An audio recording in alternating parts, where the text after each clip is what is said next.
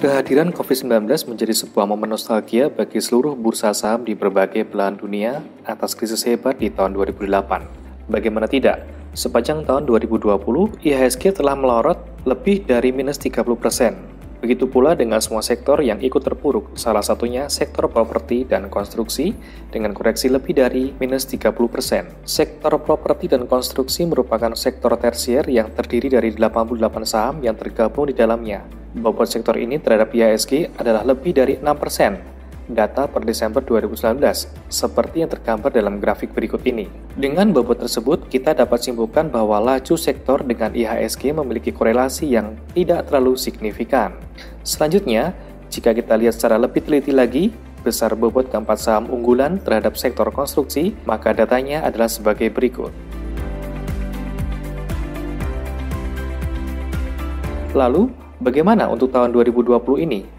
Apakah masih ada harapan yang terbuka bagi saham di sektor properti dan konstruksi? Pada tahun 2020 ini, seluruh emiten sektor konstruksi harus dihadapkan pada tantangan menghadapi COVID-19. Memang pembangunan akan tetap ada dan terus dilakukan, tapi tak bisa dipungkiri bahwa rantai pasok material khususnya yang berasal dari impor akan mengalami gangguan. Pun jika suatu daerah melakukan lockdown, maka proyek akan terancam ditunda. Tak ketinggalan pula, ancaman kenaikan biaya bunga akibat pelemahan nilai tukar rupiah terhadap AS menjadi pertimbangan yang harus diperhitungkan. Kejadian force majeure ini pada akhirnya membawa turbulensi atas kinerja emiten yang ada di dalamnya. Berikut ini adalah highlight dari kondisi emiten pasca rilis laporan keuangan kuartal 4 2019. PT Waskita Karya atau WSKT mengalami penurunan pendapatan dan laba bersih sebesar masing-masing 36% dan 77%. PT Wijaya Karya atau WIKA mengalami kontraksi pendapatan sebesar 12,66%.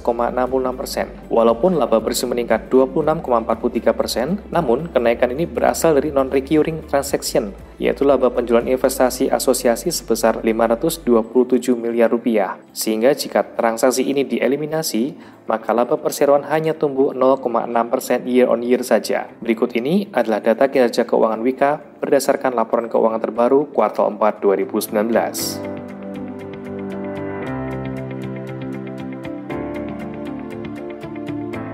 Adapun berikut adalah data kinerja WSKT berdasar laporan keuangan terbaru 2019.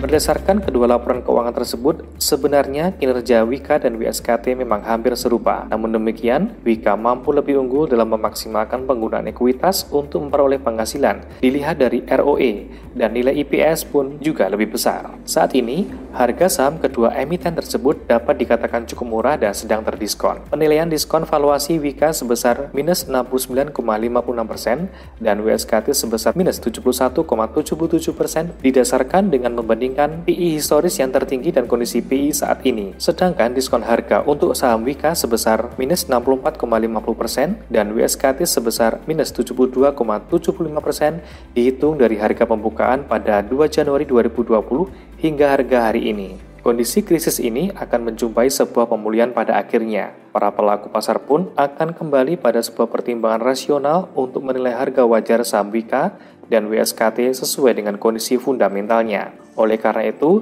hal yang paling dibutuhkan adalah kesiapan modal dan mental serta strategi yang sistematis, tetap tenang dan berpikir serta bertindak dengan bijak.